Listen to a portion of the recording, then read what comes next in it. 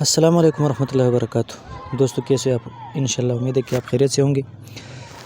بعض دوستوں نے یہ مشورہ دیا ہے کہ آپ سر درد کے لیے ایک بہترین وظیفہ ہم کو بتائیں، تو اس کے لیے آپ ہمارے ساتھ یہ ویڈیو ضرور آخر تک دیکھیے۔ مختصر سا ویڈیو ہے، اس کے لیے ہم آپ کو سر درد کے لیے ایک بہترین وظیفہ دکھاتی ہے۔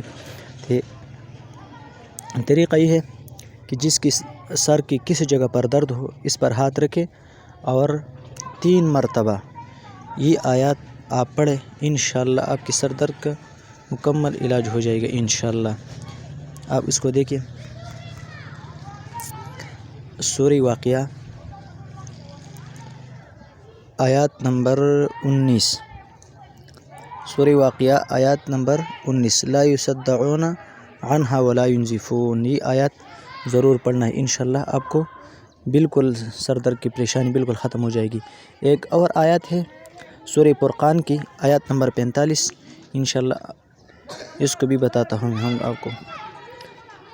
سورہ فرقان آیات نمبر 45 آپ اس کو دیکھ سکتے ہیں۔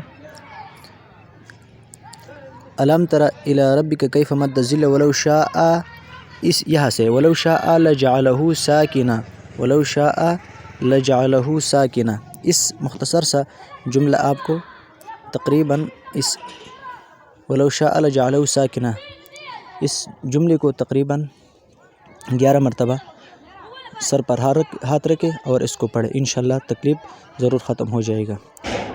دوستو چینل ضرور سبسکرائب کریں تاکہ آپ کو اور بھی بہترین وظائف مل سکے۔ والسلام۔